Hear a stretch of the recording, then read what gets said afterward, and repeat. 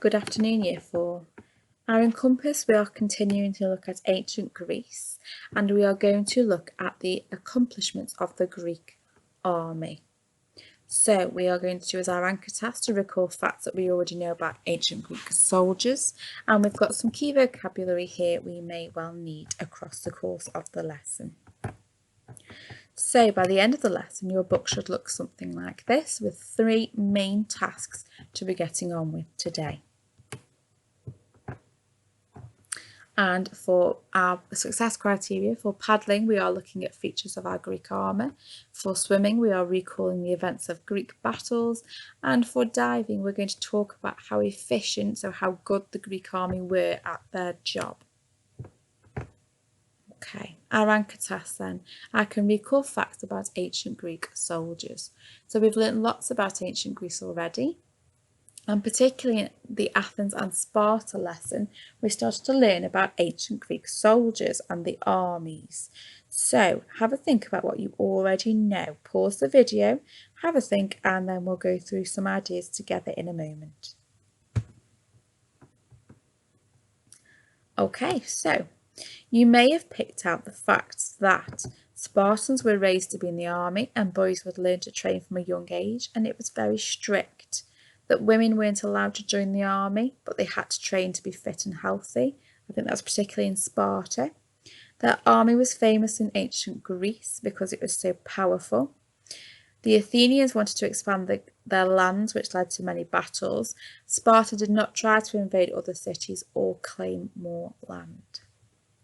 Well done if you found some ideas of your own as well. Okay, so your first task then, there is a link here and you can find it on the website as well to a video about the Greek soldiers. When you have finished watching it, here we have a picture of a Greek hoplite. So that's already a big hint about what a hoplite might be. And I want you to label their uniform. Okay, so you can see the lines coming off quite clearly. Let's try and label all the features of the hoplite uniform. So watch the video and then complete the task. Okay then, our next task is we have a reading text to go through. So you can read it independently, but I will read it to you if you want to listen to me. Okay, so it says warfare. The Greek city-states often attacked each other and had to defend against attackers in turn. Occasionally, though, all of Greece would unite to fight off foreign invaders. Hop to it. Boys trained as soldiers from the age of 18 in Athens and as young as 7 in Sparta. Most Greek soldiers were foot soldiers called hoplites. They fought in a formation called a phalanx. Men lined up and used their shields to protect themselves and their neighbour. This made a long wall which faced the enemy. When Greek armies fought, it usually became a pushing match to see whose line would break first. And it says, why do you think the phalanxes were so effective in battle? At the Battle of Thermopylae in 480 BC, the king of Sparta famously held off around 80,000 Persians for 3 days with just 7,000 Greek hoplites. This was possible because the Greeks were fighting from a narrow mountain pass, so the Persians couldn't attack with their entire force. However, the Persians eventually found a hidden path around the Greeks and surrounded them. One-trick pony. The Greek myths included lots of stories about a war between the ancient Greeks and the city of Troy. According to one story, the Greeks made a giant wooden horse and hid some soldiers inside. When they left the horse outside the walls of Troy, the Trojans brought the mysterious gift into the city. After nightfall, the Greek troops came out of the horse, opened the gates, and let the rest of their army in. Troy had fallen. Barge right in. Athens had a strong navy. At its peak, it had up to 200 battle-ready warships called triremes. These were light wooden ships around 35 metres long, with 170 oarsmen sitting on 3 levels on either side. They could reach speeds of up to 10 miles an hour and had a bronze battering ram fitted at the front which could sink enemy boats. Marathon men. In 490 BC, the Greeks defeated a Persian army at the Battle of Marathon. A Greek force of about 10,000 saw off around 20,000 Persians and chased them back to their boats. The Greeks then marched to Athens, arriving there before the Persian fleet so they could defend the city against another attack.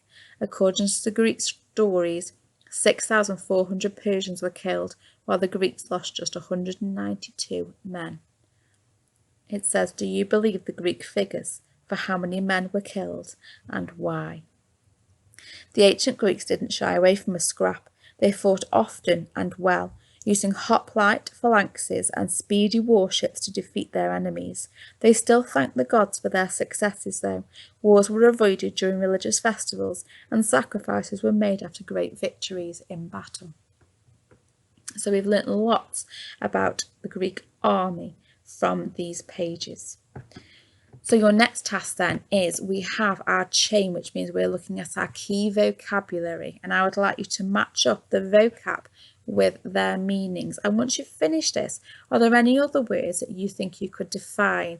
So for example, there was a word in the text we've just read that was the name for the boats that the ancient Greeks used. So do you have any vocab of your own that you think that is just as important to include in our book today? Pause the video then and have a go now.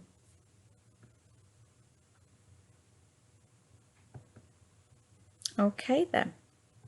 Moving on, we have the Battle of Marathon. This is one of my favourite stories about the ancient Greeks. I really enjoy reading about it. And there's a particular hero in it who we'll learn about today. So the Battle of Marathon. In 490 BC, the Persian Empire was very big. King Darius wanted to continue to expand the empire, so he decided to invade Athens. The commander, Datis, and his fleet of 25,000 sailed to Marathon, which was a few miles from Athens. The Athenian army was massively outnumbered. The Athenians needed to ask for help, so they decided to ask the Spartans. Although they often fought against each other, when faced with an outside enemy, the Greek city-states usually joined forces. The Spartan army was very famous and would have been very useful to the Athenians. They sent a runner, Phidippides, to Sparta to ask. He ran for 2 days and nights from Athens to Sparta, running 240 kilometres in total. The Spartans were celebrating a festival and so said they would help, but only once the festival was over. Phidippides ran back to Athens with the news that they would need to wait.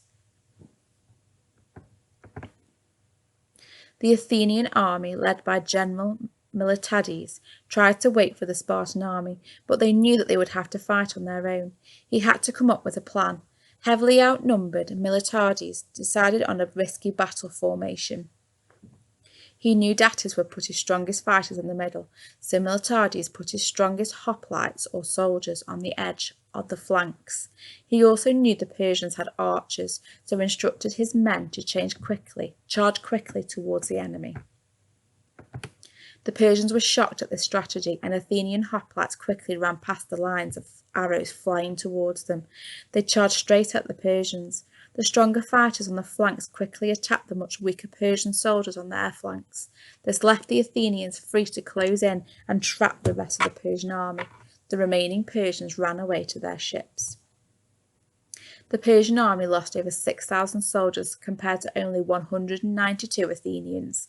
Phidippides then ran 26 miles to Athens to tell of their victory and also to warn them of a possible second Persian attack. He shouted out, "Joy to you, we've won." And as he said these words, he died. So I think Phidippides was very, very important in this battle. Okay, so now we are looking at the events of the Battle of Marathon. So I would like you to pause the video and order the events in the order that they happen, in chronological order.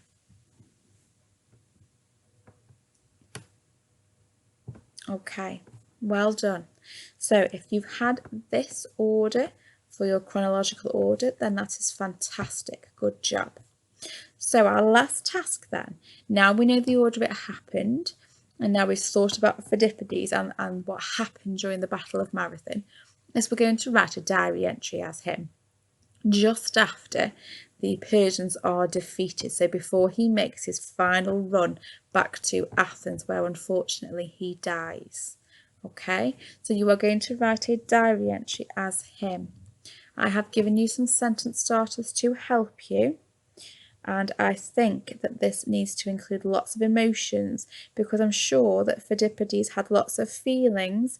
He was a messenger. He was obviously exhausted. He was also involved in the war, so I'm sure he had to fight, and he was on the front line as well. So lots of feelings, because we know that's important in a diary entry. But remember to also include the facts to show me what happened in the battle.